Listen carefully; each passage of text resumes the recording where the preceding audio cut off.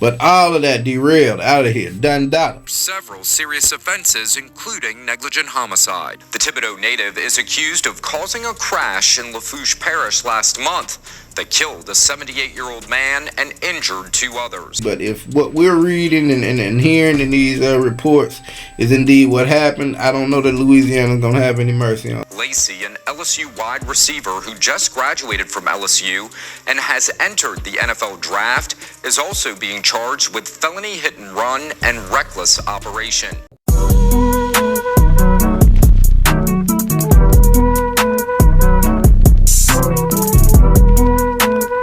What it do with the business is, people? It's your boy, That Way, but Jack Travis to be precise, man. Now, you know how we do. You know how we doing it. Back in this thing again, you understand me, man. Back around here one more time for your mind. Something else to talk about. Another hot topic, man. You dig what I'm saying?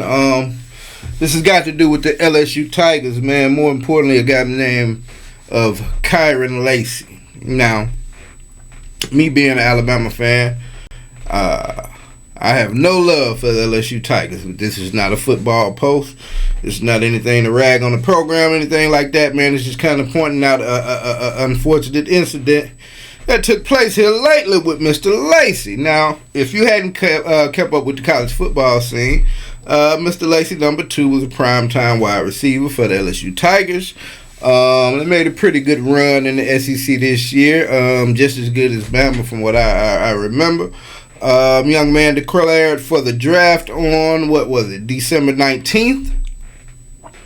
But we've got to speak about something that happened just 48 hours prior. And it's really crazy, man, because this incident has the possibilities of sidetracking this young man's football career. We remember this happening before. I'll speak on that a little later on. But without further ado, man, let me get into the read-up, and then we'll watch the news coverage about this little incident. This is not small at all. It was just kind of figure of speech. But LSU standout Kyren Lacy wanted on charges of negligent homicide, felony hit and run. You heard it right. Lacy is wanted on charges of negligent homicide and felony hit and run following a December 17th, 2024 traffic crash that killed a former Marine and injured 2 others, Louisiana State Police said. Louisiana State Police said that they're in communication with Lacy and his legal representation to turn themselves in. After allegedly causing the crash, investigators alleged Lacy sped from the scene and did not report his involvement to police.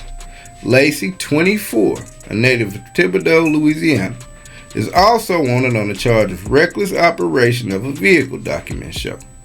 Louisiana State Police alleged Lacy was driving a 2023 Dodge Charger south on LA Highway 20 and recklessly passed multiple vehicles at a high rate of speed by crossing the center line and entering into the northbound lane while in a designated no passing zone. The former LSU wide receiver declared for the NFL draft just 2 days after the crash. A Louisiana State Police document contains the following allegations about the incident. As Lacy was illegally passing the other vehicles, the driver of a northbound lane pickup truck abruptly braked and swerved to the right to avoid a head-on collision with the approaching Dodge. Traveling behind the pickup truck was a Kia Cadenza, whose driver swerved left to avoid the oncoming Dodge Charger. As the Kia Cadenza took evasive actions to avoid impact with the Dodge, it crossed the center line and collided head-on with the southbound Kia Sorento. Following the crash, Lacy drove around the crash scene and fled south on LA Highway 20 without stopping to render aid, call emergency vehicles, or report his involvement in the crash. A passenger in the Kia Sorento, Herman Hall of Thibodaux, was critically injured in the 10 a.m. crash and transported to a hospital where he later died, investigators said. Hall, 78, was a former Marine. Nasty work, man. Crazy, bro. 2 days before his declaring for the draft, end of the season, been through all this trial and tribulation, hard work and grind, early mornings, late nights, staying on the straight and narrow to get the scholarship to go to LSU. You know, perform well in high school, whether it was a nurtured environment or not. Went on and earned himself a full ride at LSU. Last couple of years getting NIL money, most likely already a millionaire. Set to be a first-round draft pick in the upcoming NFL draft. Louisiana State Police have just issued arrest warrants for former LSU football standout Kyren Lacy for several serious offenses, including negligent homicide. The Thibodeau native is accused of causing a crash in Lafourche Parish last month that killed a 78-year-old man and injured 2 others. Lacy, an LSU wide receiver who just graduated from LSU and has entered the NFL draft, is also being charged with felony hit and run and reckless operation. State police say Lacy was driving a Dodge Charger at a high rate of speed and tried passing other cars in a no-passing zone. It caused 2 different vehicles to collide. A passenger in one of those cars died. Lacy is accused of leaving the scene and not reporting his involvement. We're going to have much more on this breaking news throughout the day. For the WAFBI team, I'm Chris Nakamoto. Just declared for the draft 2 days after this incident is wild. Didn't turn himself in. He had to have told the agents about that. I wonder how the prospective teams are feeling about, you know, I guess agents don't really hold any kind of loyalty. They're just trying to get that person signed. But all of that derailed, out of here, done data. In a state like Louisiana, man, like, I don't know what you know. But if you know, you know. Like, hey, they get down. They get down, man. He's liable to see a lengthy prison sentence, man. You know, we got a previous example of that. Sticking in the SEC. I hope it ain't got nothing to do with these SEC boys. But Henry Ruggs, you know, a couple years ago, Henry Ruggs out there in Las Vegas, him and his girlfriend speeding through the Las Vegas streets at upwards of 160 miles an hour. Rear end a young lady, car explodes in flames. We saw the aftermath. Mr. Ruggs was only given 3 to 10 years. And of course, that was due to his status as an athlete. I think what he also had to play in his case was that the fact that him and his girl got out at the scene. You know, they were distraught. There was nothing they could do, but at least, you know, they stayed on the scene. He was drunk, you know, 3 to 10 years. Mr. Thibodeau, leaving the scene and not staying there. I think that may add on a couple of years to his sentence, man. Now, we haven't seen it all play out. We don't even know if he's going to be found guilty, but if what we're reading and hearing in these reports is indeed what happened, I don't know that Louisiana's going to have any mercy on him, and it'd be crazy. You know, the second person, and I'm sure there's other examples, but you just, you know, second high-profile athlete, man, out here to throw it away, all behind driving fast, being drunk. And, you know, I heard about another incident. It was like somebody gambling. Didn't really have anything to do with this. But, you know, it just kind of sparked my thought process. And, you know, you think about this NIL thing, man, and they're about to start revenue sharing next year. And I would imagine that's for the smaller schools that don't have the big boosters to go out and get athletes where at least they can pay their athletes through the revenue that they bring in through the school. That's what I'm assuming and have read as far enough to kind of ascertain that's what it is. I don't know that they necessarily need any extra money in all these other big name programs in order to pull in players. So, just another extra revenue stream. And I imagine all schools don't have a company that wants to invest in them as far as them being brand ambassadors, this, that, and the third. But you know, it's a lot of young millionaires these days, man. And, you know, we're no longer talking about, you know, cats that go to the league early or just, you know, did their 3 years in college and go to the league, you know, 20, 21 years old.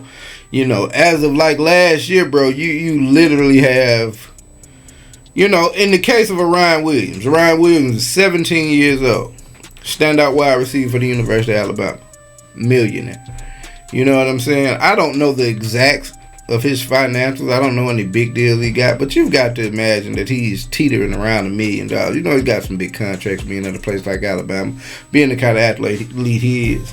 So, you know, you're talking about 17, 18, 19-year-olds.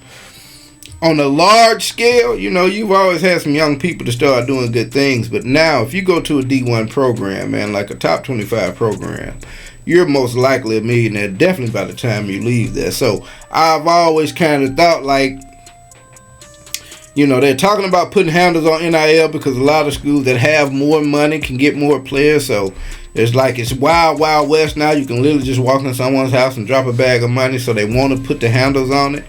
I don't know that they'll be able to with the way they let it come out the gates just wide open. To try and squeeze that in now is gonna be tough. They should have started with a little bit like the revenue sharing and then expanded out.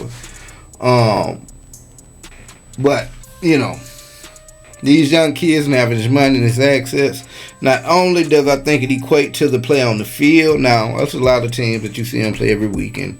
Like standard football. You win some, you lose some. But in the case of like my favorite team, you know, Alabama Crimson Tide, at least when it comes to our quarterback, man, it seemed like the money and the big head and the complacency and the comfort level just crept in and had things not looking the way that we desired them to look.